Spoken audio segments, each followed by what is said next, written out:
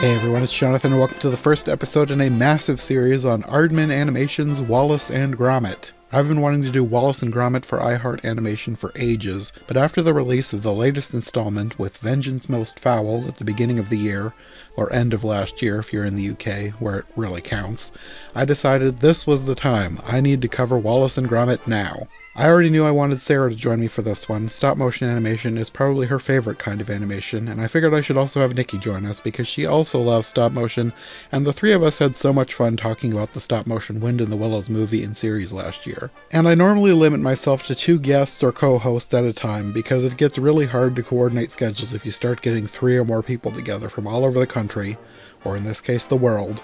But even with that potential issue, I knew I had to get Dan from TYTD Reviews to join us because he is actually from Wallace and Gromit's home country, and I knew he would have insights into this series that the rest of us Iowans wouldn't have. And then I didn't even realize that he was actually also from roughly this specific region that Wallace and Gromit takes place in. So not only did he have some broader cultural knowledge, he even picked up on some very region-specific stuff that absolutely just flew over all of our heads. And partly because of that, we had a lot of tangents. In fact, we recorded for at least 45 minutes before getting into the first special, mostly on random British culture and cuisine, or more specifically the West Midlands, and how that compares to things here in the States, or more specifically the Midwest. So if you want a bonus podcast on the West Midlands versus the Midwest, and then extended versions of each episode as they come out, you'll definitely want to check out my Patreon. But today we're kicking off this mini-series talking about the very first Wallace and Gromit short, A Grand Day Out.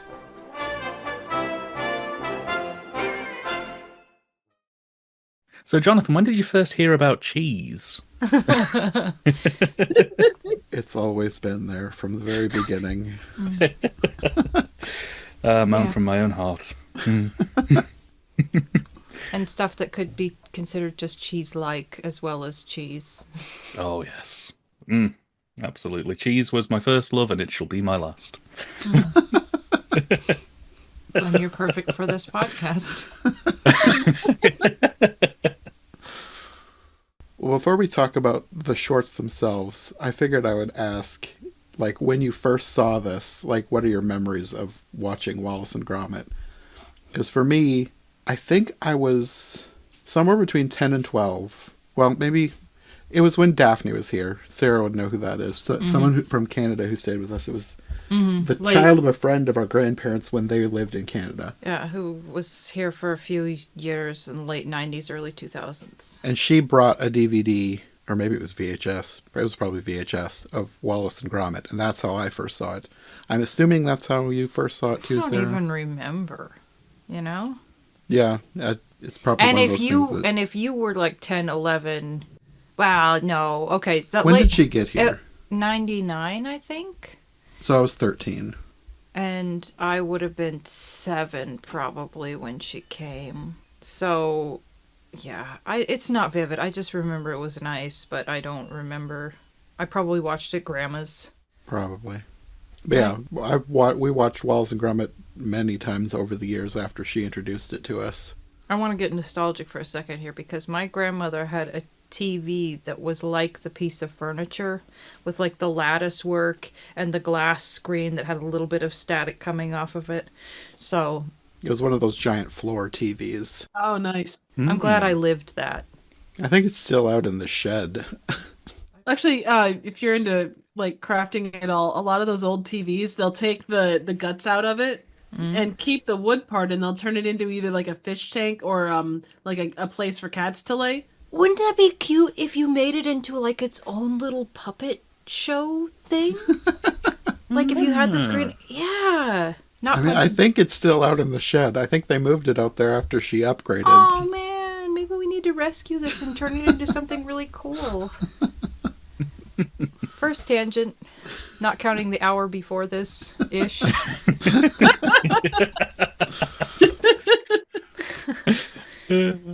Okay. Anyway, we probably watched it on that TV. Probably. What about you, Nicki? So I did not run into Wallace and Gromit until quite a lot later. Actually, I think it was around 2013-ish. I ran across the Wrong Trousers because they had talked about how Curse of the Were-Rabbit had won the Oscar for Best Animated. and or 2014 maybe. And I was taken aback by what I was seeing, so I couldn't find Were Rabbit, but I did find The Wrong Trousers, and I really enjoyed it. As you should. Yeah, but I didn't necessarily seek out more of it until quite a lot later. So my journey has been kind of random. But then I saw Vengeance Most Foul a while back, and it kind of was like, oh, this is so adorable. I have to, seek out the rest of this. And then you brought it up, so it gave me the perfect opportunity to check it out. Yeah. So what about you, Dan? I'm sure that you're more familiar than the rest of us. What's a Wallace and Gromit?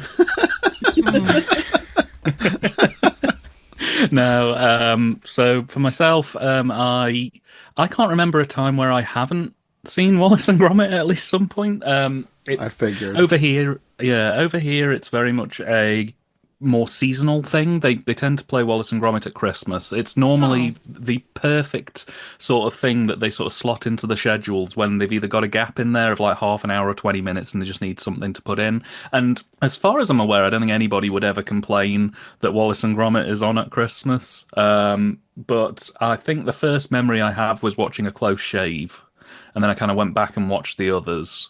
But yeah, it's basically like a yearly tradition over here. It comes on every Christmas. They play all of them across the BBC, and now they just leave them on iPlayer year round, so you can watch them whenever you want. But maybe it's kind of like Charlie Brown here.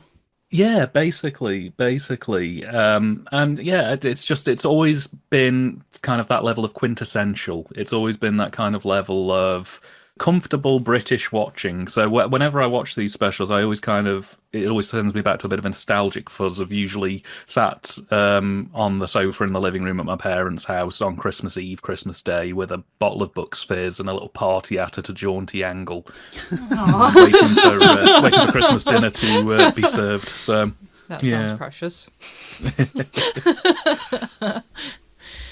Now I have a question that's unrelated, but I want to know.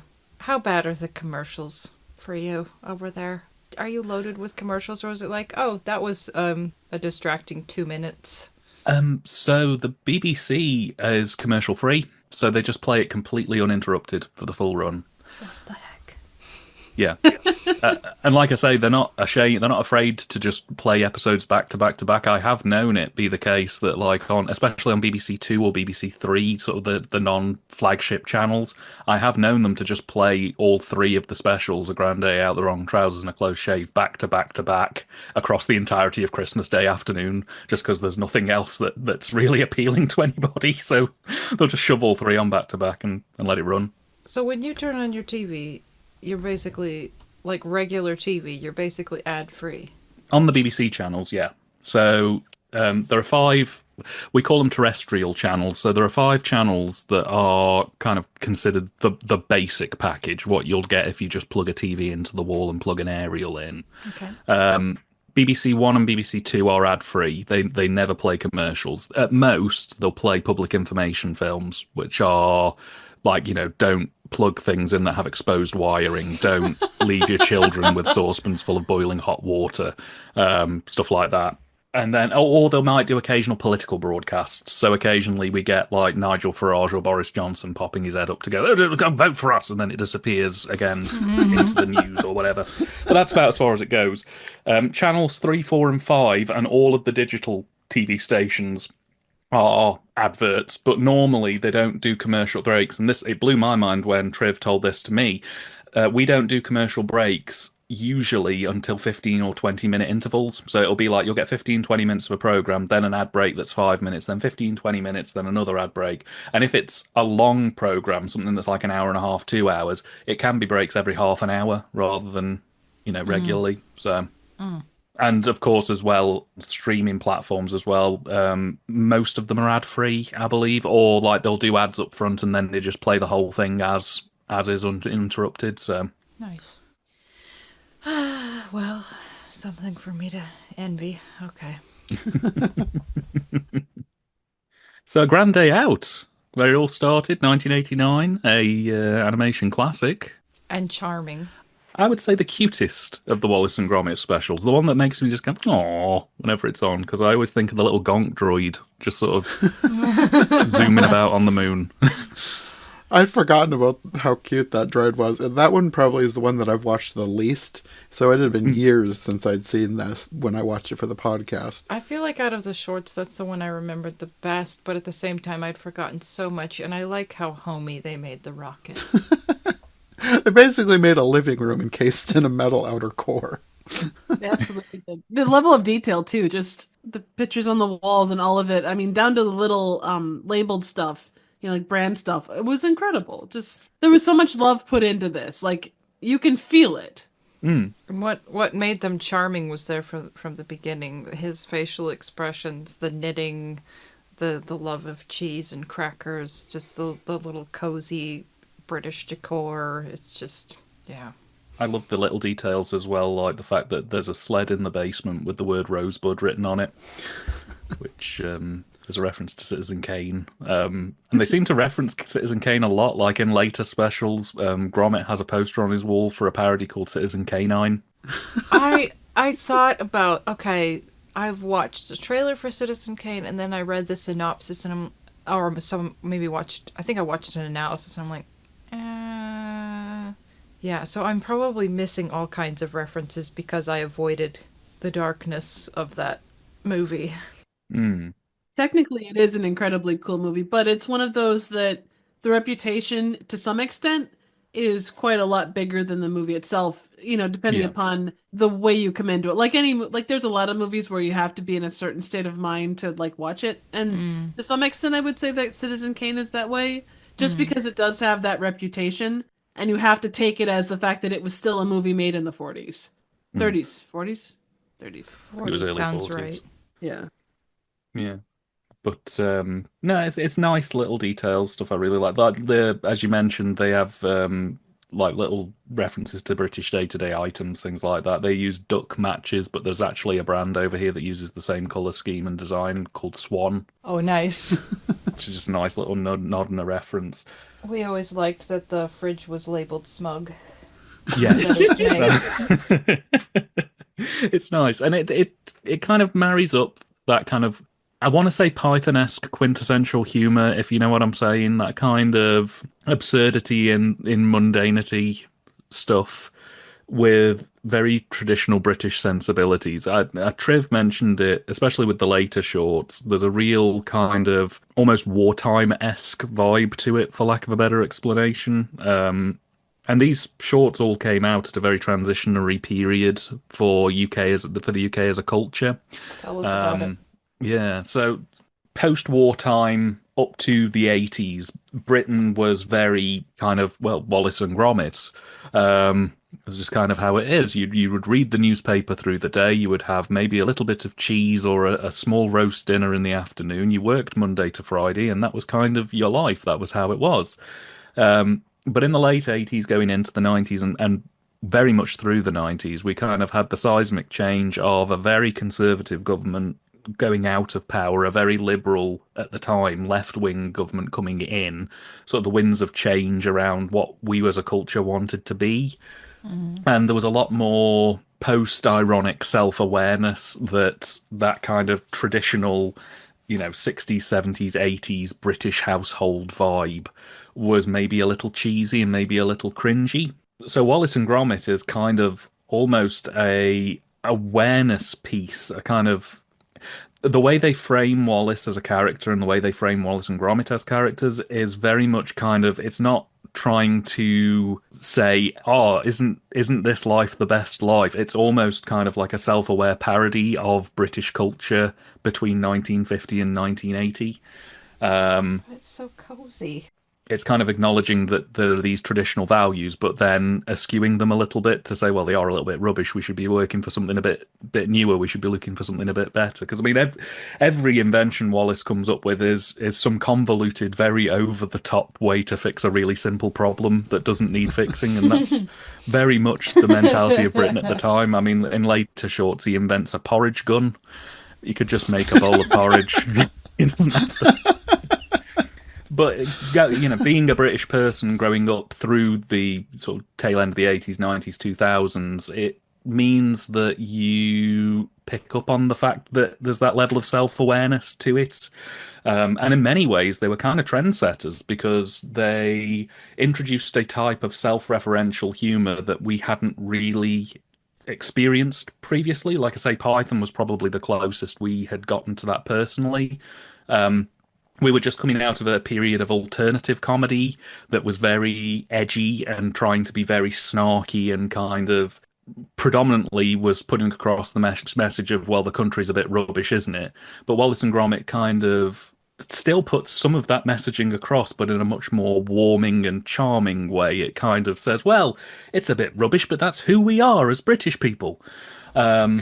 Which, you know what, I kind of respect that. Because, like I say, in the tail end of the 80s, being British was not particularly perceived as the coolest time in the world.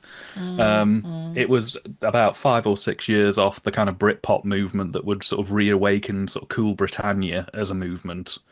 Does that happen? It would be interesting to have a really quick chart put in front of us of like, okay, this is when this culture just felt stupid about itself.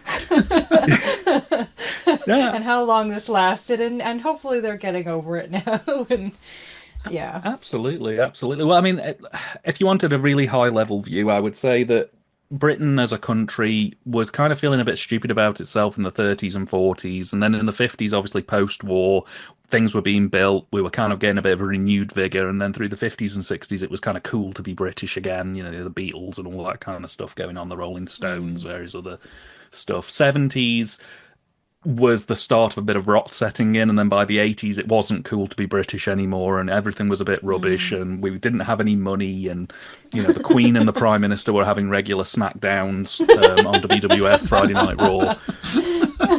So when you don't have money and your leaders are fighting with themselves, that's a good recipe for not feeling good about it. Yeah, pretty much. Yeah. But then obviously we kind of became a bit self-aware of it. And things like Wallace and Gromit, and there were other TV shows around the time that kind of embraced what we had come from, but put a bit of a polish on it, a bit of a modern spin, sort of reawakened the Cool Britannia movement in the 90s, became quite successful. And now we're kind of in a bit of a rut because we don't really know what we want to be anymore, and we're back to having no money, and everything's just a bit rubbish. So, like, and we've just had like 5 prime ministers who've tried to like eat their own trousers on television, which never looks good on the world stage. What does that mean? Well, it was just me making things up, to be completely honest. But we've had 5 very bumbling prime ministers who've kind of come in and just said, "I want to start feeding swans hamburgers," and it's like, if that's what? Not a phrase, I think it maybe needs to become one. They were trying to eat their own trousers on live TV. I think my dad could go for that one if I just come up with the right meaning to go with it. So you give me the definition, and maybe I can start implementing it in everyday life, and then people can be like, "What does that mean?" And oh, I like that. It's this British phrase. I heard it from an actual British person. I could have been cruel. I could have said, "Oh yeah, no, everybody over here says that. They ate their own trousers on stage. What more do you want?" It's just a figure of expression for somebody who's a bit stupid, who says some stupid things. I'm not going to turn this into a political podcast, but you could say, in the current climate, the American leader of the free world is eating his trousers on the global stage. Well, you're saying like putting your foot in your mouth. Yeah. Type. Well, it's similar. It's kind of like that. Yeah, acting a fool. Is probably the best way to kind of describe it. They're just being a bit of a bumbling kind of doing things that you don't want your world leaders doing, sort of thing. I think it's important, whoever's in, whichever side happens to be terribly unhappy at the point, because it just flip-flops, yes. To invest in everyday life and enjoying life instead of, because it's, yeah. Yeah. So, a fun fact about A Grand Day Out by Wallace and Gromit. So, when A Grand Day Out first came out, Wallace mentions a particular type of cheese called Wensleydale. And one of the things that you should probably know about it is cheese is created from specific cultures of bacteria, and you can't call a cheese a specific type of cheese unless that culture is used. And some places in this country are very secretive and very secure with their cultures. So, for example, you can't call Wensleydale cheese unless it uses the culture that is predominantly being held in Wensleydale, which is a small town in England. Lovely. So, the reason why I bring that up is before this short came out, the company that was producing Wensleydale cheese was on the brink of financial ruin and was basically about to go bankrupt, be liquidated, and Wensleydale cheese would cease to exist, basically. After the short, it became one of the most popular cheeses in the country and is still now in one of the most purchased cheeses table list in the country as well. See, that's a good story. So Wallace and Gromit saved Wensleydale cheese. Inadvertently. Yeah, basically, just purely from this one short film, they saved an entire industry, which I think is quite marvelous. Yeah, he said the only reason that he said Wensleydale was because he liked the shapes the mouth would make when he animated it. So if he had done that with a different cheese, Wensleydale wouldn't exist. It's a good word, isn't it? Oh yeah, absolutely. Rolls off the tongue. And Triv didn't know this, and I don't know whether you guys would, but Wensleydale is a bit of an oddity cheese. It's considered a dessert cheese. I think we got one of those for Christmas. It had white chocolate in it. Yeah. Didn't that one have apricot? Wasn't that Wensleydale Was white that chocolate apricot? Was it? I think so. That sounds We've about got right. So much cheese. So it generally is a cheese with a dried fruit in it, so it'll be like dried apricot, dried cranberry. Sometimes you can have spiced apple in there, but it's usually served. It's not served as like a meal in and of itself. It would normally be served in place of, like, say, after dinner mince or something like that. You'd have a meal, and then they'd bring it out as like the equivalent of a cake, basically, and you put it on graham crackers. We should have done that. It'd be digestive biscuits over here. But it's a sweet cheese, a dessert cheese. You sort of have it as an accoutrement to a 3-course meal. But aren't digestive biscuits different than graham crackers? A little bit. So they taste about the same. Trev very kindly has sent me some graham crackers so I can make s'mores, which just warms my heart. I love s'mores.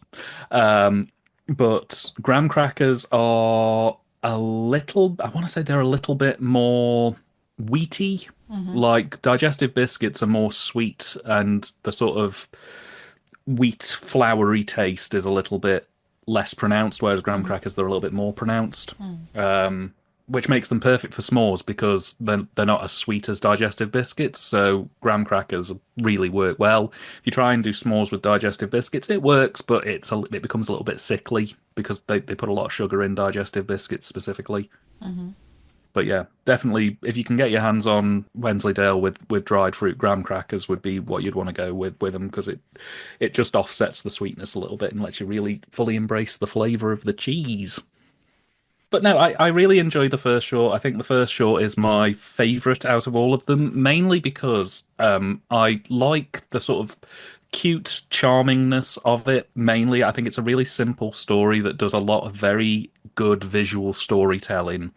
I think that the dialogue is really more just a nice addition, which is nice. You could turn the sound off on this and just quite happily just watch the film and fully understand what's going on, really, as well. Yeah. Just through the way the visuals sort of convey that. And I like as well that it looks a little rougher than the other specials. Like Wallace has a bit more of an animate face. Gromit has a bit more animation going on. They kind of smoothed that out a little bit in later specials. Yeah, I hadn't remembered that until watching it for the podcast. Yeah, all the fingerprints. Yeah. Well, Nick, I can't remember what his second name is. Nick Park from Aardman actually did an interview where he said one of the things that his trademark is he likes that roughness. There's a lot of animators who really hate fingerprints, thumbprints on their models, but he says that he feels that gives them that personal touch when you can see the actual artist's hands moving through the animation as things are slowly moving around. Which I agree with him. I think it really does add a bit more heart. You do feel the artist in the work a bit more. And I know that they smoothed it out more in later ones, but like you can still see fingerprints, and I like that about Wallace and Gromit.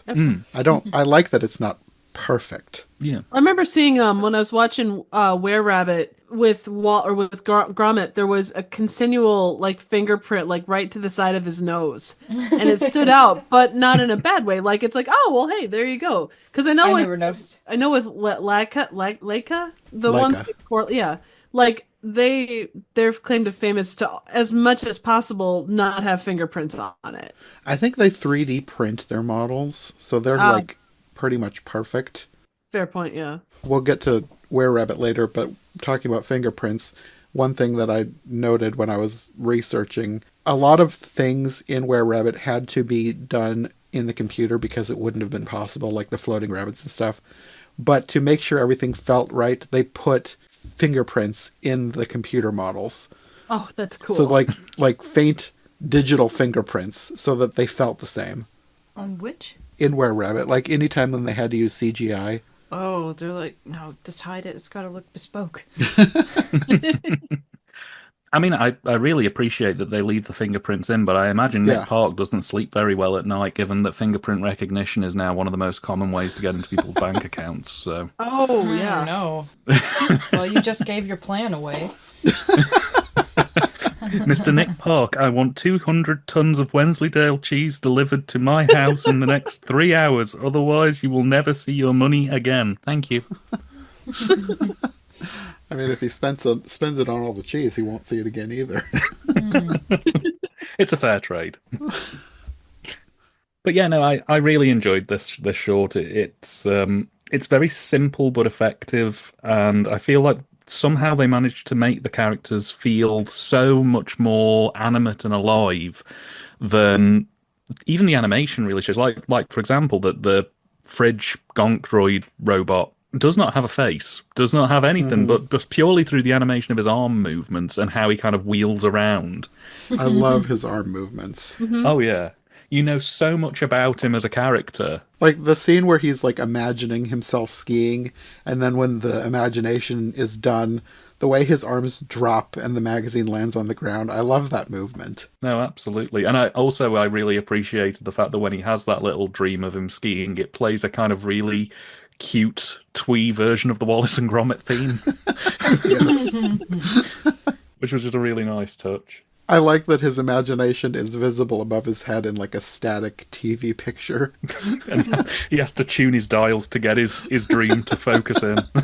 Really, he's kind of the villain of the picture, but yet nobody gets harmed and everybody gets a happy ending. Yeah. It's nice. It's just such a gentle, nice. It's the perfect thing to watch on Christmas Day at about 3 o'clock in the afternoon when you've got more turkey in your system than you have actual human flesh, and you've got like half a bottle of champagne gone, and you're just like lying on the sofa with one eye open and the other one completely unable to open. It's just a wonderful thing while you wait for the Doctor Who Christmas special to come on at 6. It's just fantastic. Is there a walk anywhere in there? This sounds like a good time for a walk. If there is, you'll have to put me in a wheelchair. Like Weekend at Bernie's. Oh. I was telling Dan with the robot that I love the fact that his drawer is like all purpose. It pulls, everything and anything you could imagine out of it. And it reminded me a lot of if you've ever seen Futurama, Bender, which is the robot in that, he's got a cabinet in his chest that he opens up and pulls out anything and everything. It's kind of like a magic TARDIS space. Like a Mary Poppins bag. Yep, absolutely. It wouldn't surprise me at all either if Matt Groening got the idea of that from this, because he's a massive Wallace and Gromit fan. Oh, okay. Yeah, it wouldn't surprise me if Bender was that way. But yeah, no, it's just a really nice 23 minutes of slightly dry but very entertaining comedy with some really nice facial reactions. If you go into your GIF bar on Messenger and type in Wallace and Gromit, like the vast majority of the memes come from this special because it's just the way that Wallace will like hold his face in like a particular way. It's just really good fun. One thing too, and Sarah, you mentioned this, that, even though technically the robot is kind of the, I guess, villain, for lack of a better term, and the fact that he gets like a decent ending.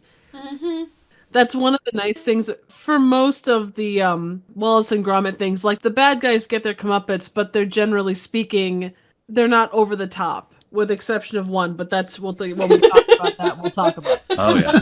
But that's the one thing that was really nice. You know, The robot was almost more like a moon cop.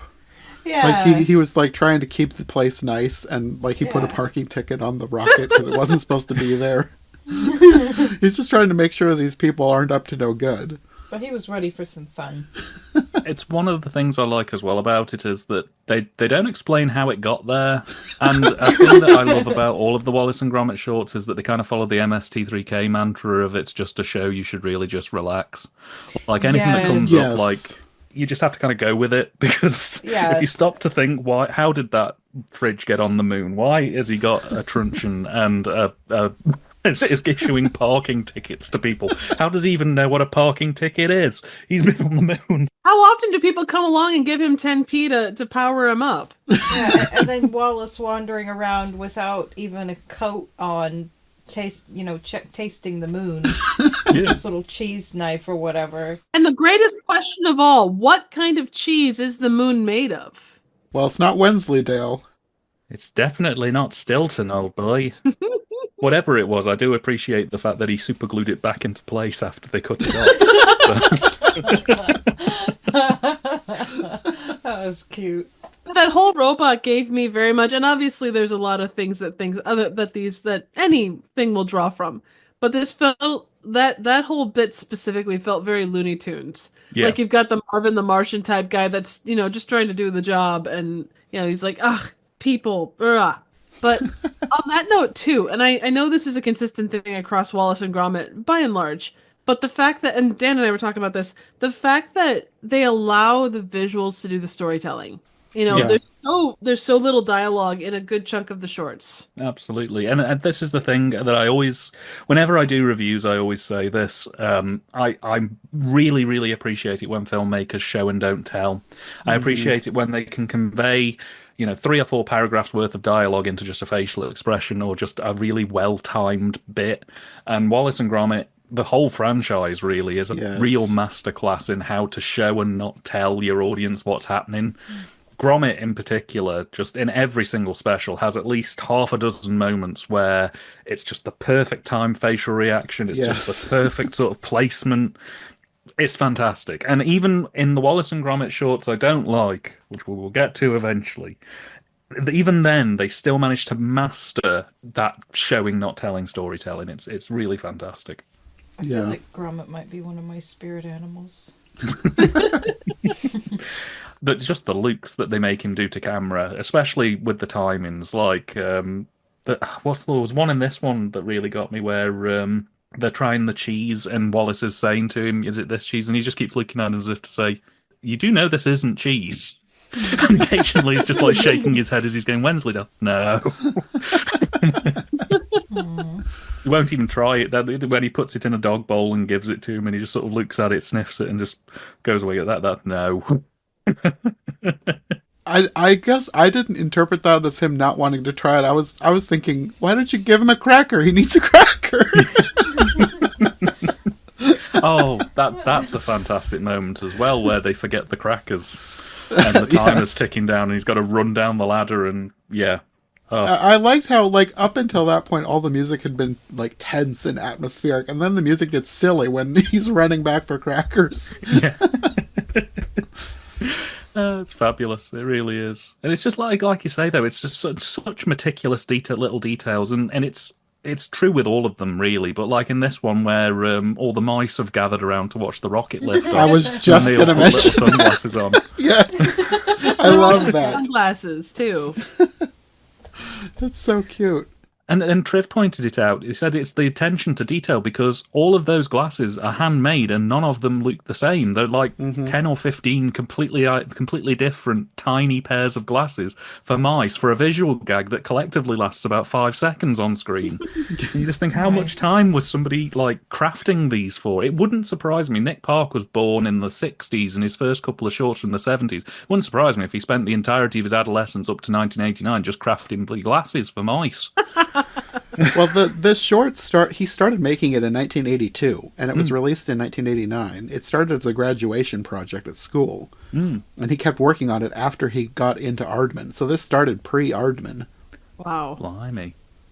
So he was working on it for years. I think the robot is kind of left over from his original idea because he had, like, there was a whole planned out thing with lots more people on the moon than just this robot. He even wanted to do like a McDonald's on the moon. But then when he got to Aardman, somebody was looking over what he was trying to do and told him it would be 9 years if he wanted to do all that stuff. So he cut most of it. I mean, it kind of was anyway, wasn't it? I mean, 82 to yeah, 89. almost. Yeah. It's just amazing though that how quickly they are able to churn them out now as well. Like, I mean, I know there have been massive gaps between the specials, obviously, but like when you bear in They're mind working that, on other stuff too, though. So it's not Yeah. like they're doing Oh, yeah. nothing in between. Yeah, no, absolutely. But I mean, when you consider that, like, a grand day out obviously took between sort of 5 and 7 years, between 82 to 89. But then they followed that up like 2 years later with the wrong trousers, and then 2 years later again with the close shave. And it's like, it's just amazing how once that mechanism was rolling and in place, how they were able to just keep that momentum going and just keep. Because the refinements between a grand day out and the wrong trousers are immense. It looks like two different styles of animation almost. Yeah.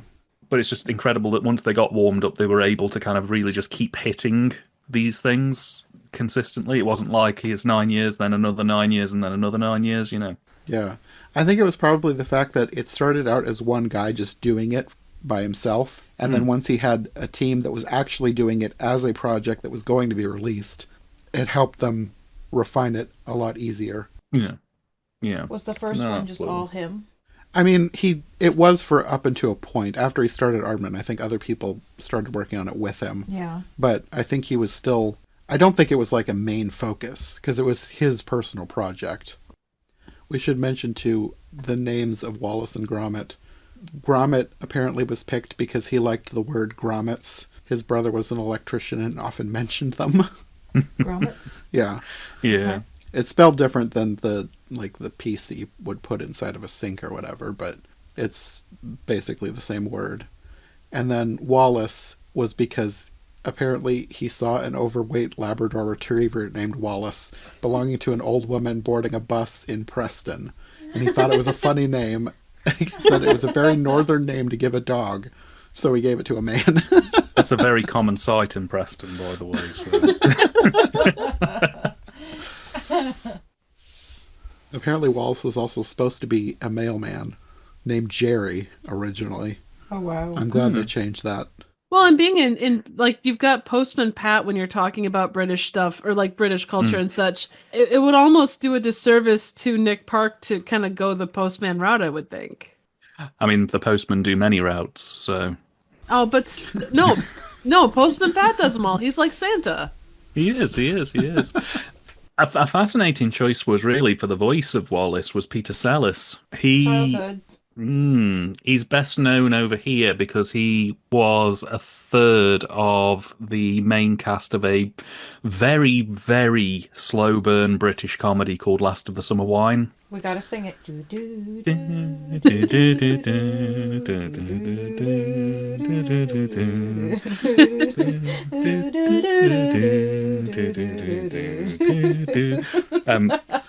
We actually grew up watching that show. Oh, nice. we watched a lot of Britcoms on PBS on Saturday nights at Grandma's eating pizza. You know what? It's Sunday nights on BBC as Last of the Summer Wine. It's just on before a program. Well, you guys have it, Antiques Roadshow. We have a UK version of that. Mm-hmm. They play that here as well, like snippets. Oh, it's the quintessential British Sunday evening. Is you have your roast dinner, and then they do songs of praise, which is basically Christian singing for half an hour, 45 minutes. Then Last of the Summer Wine, then Antiques Roadshow, and then it's basically everyone in Britain has to go to bed because it's 8:30. For us, it was like, okay, I don't think they play Guy Lombardo anymore, but Guy Lombardo, maybe they do. And then Lawrence Welk, and then I think going into Britcoms. Yeah. Nice, So- nice. It was always, it started out with, why am I... The one with the store with Mrs. Slocum. Oh, Are You Being Served? Yes. Yeah, I duh. didn't Are watch You that Being one as Served? much, but we did watch it, and then Yeah, it always started with Are You Being Served, then Keeping Up Appearances, and then it would kind of rotate. Like we'd get different ones in the 8 and 8:30 slots, and as time it goes was by, and I didn't yeah. realise I was speaking to a couple who recognised that the Bouquet Residence was one of the... yes. No, I this have is the not entire the collection on Chinese takeaway. DVD. Same, I love that same. show. Oh, it's so... Well, I had COVID last year, and I used to watch Keeping Up Appearances whenever it was on TV, but I'd never actually done like a start to finish viewing of them, so there were some episodes I'd missed. And I had COVID last year for about a month. Like a whole month, I just kept testing positive. So I basically, right. they were all on iPlayer, so I just watched them all. And it was really bizarre because, like, the first 2 weeks that I had it, I was just kind of drifting in and out of consciousness. So I'd like Yeah. put it on and get Patricia Rutledge going, "Come on, we've got to get to the floral bow," and then I'd fall asleep and wake up, and then it'd be, "We've got to get onto the ship. We're going to miss it." It turned out like 5 episodes. It happened, so I had to wind back. Just great. And, yeah, and as time goes by, but there was another. They also played an older one with like a Fine Romance or something, but we didn't watch that one as much. But you want to know one of my favorite lines from Keeping Up Appearances? Go on. Is when Daisy and Onslow are in their living room, and Onslow's like, "What?" You know, she's staring at him all happy. She said something like, "I just like to look at you. I just like to think, it's all mine! It's all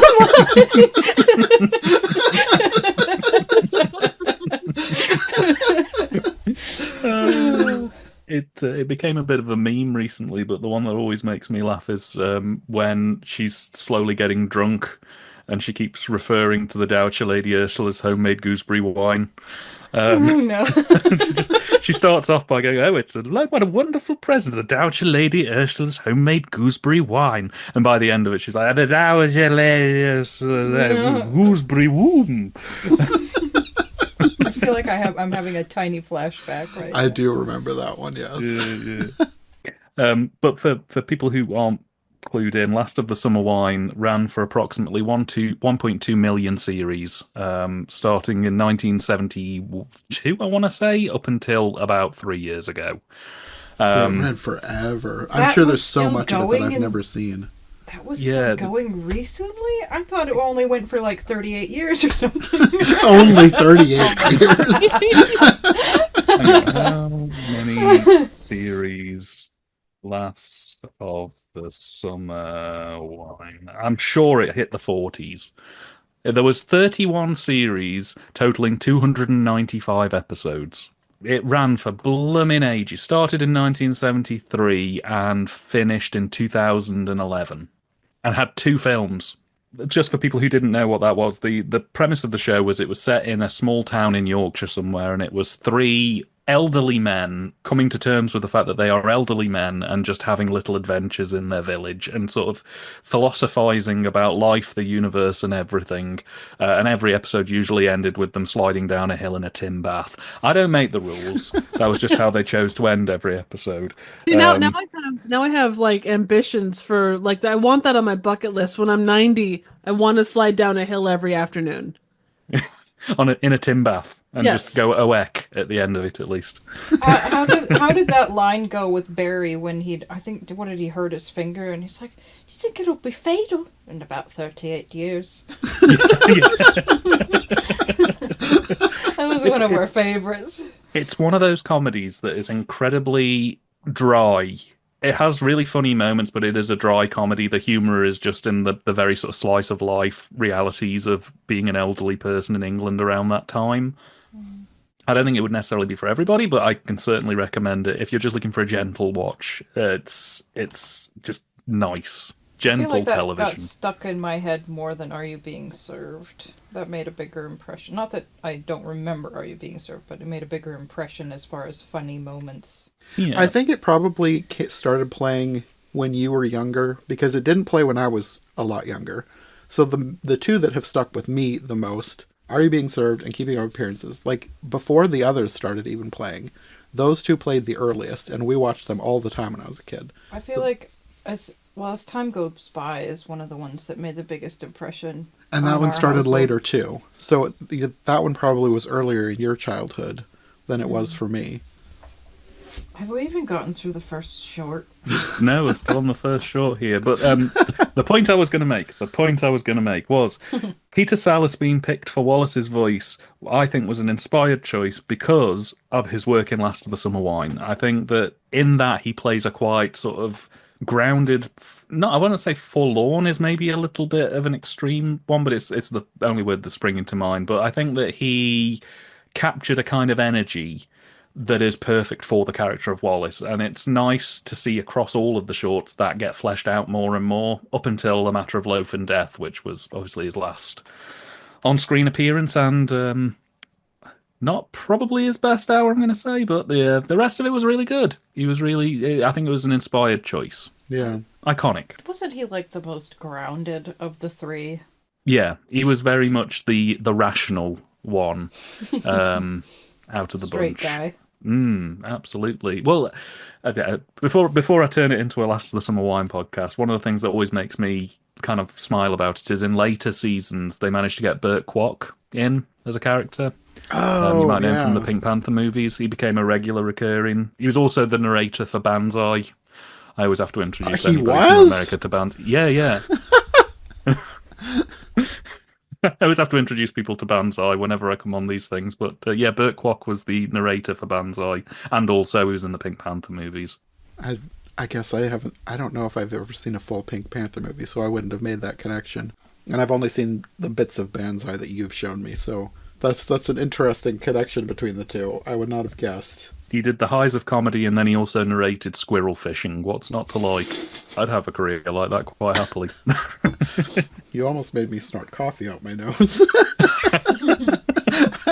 I was taking a sip when you said squirrel fishing. Who doesn't love squirrel fishing? It's one of the best Banzai ones. Or the old lady jousting. Everybody loves old lady jousting. Oh, that sounds like a Jonathan. If it involves elderly people humor. I need to show you guys a full episode of Banzai at some point. I've shown clips. My favourite one is still probably The Incredible Hulk and the race for Baby Danny. But like the actual series is fantastic. They did before any of the allegations came out. One of my favourite ones was the Michael Jackson Moonwalk of Death, which was a bet where they got 3 Michael Jackson impersonators on a ice hockey rink and saw who could moonwalk the furthest without falling over. It's just full of stuff like that. There was the ventriloquist dummy petrol pump of doom, which is where they had 3 ventriloquists and they had to have the dummy watch the price on a petrol gasoline meter go up, and they had to stop it before it hit £20, but they couldn't see it. They had to have the dummy tell them when to stop. Oh no. So yeah, a grand day out, and it certainly was. Well, at the risk of causing another tangent, I have to mention a line because I wanted to know if you knew what it was. I think Sarah and I looked it up, but I figured it's best to go straight to the source. When they're trying to blast off away from the moon, Wallace is panicking and he says, "Hold tight, lad, and think of Lancashire Hot Pot." Yes.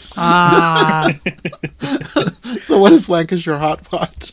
So a hot pot as a piece of food, it is basically a stew served in a gigantic Yorkshire pudding.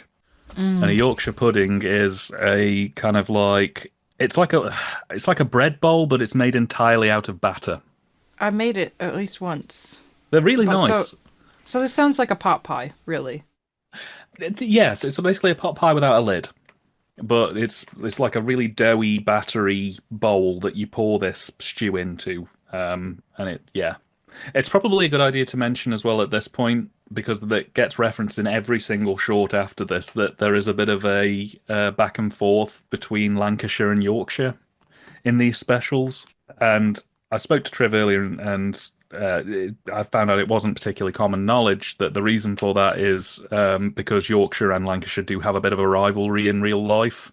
It stems back to a thing called the War of the Roses. Oh my word. Yeah. So a few I thought maybe hundred you were going to say something about sports teams or something. Oh no, we're going deep here. So basically, a very, very long time ago, we had a bit of a constitutional crisis going on, as you do.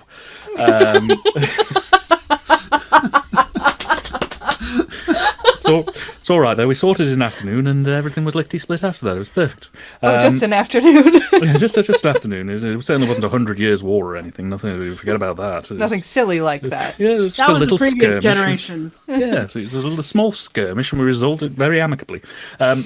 No, so basically there was a point where we didn't have a monarch on the throne, and we didn't have anybody in direct line to take it. And in Yorkshire and Lancashire, there were two rival factions who claimed that their lad should be the King of England.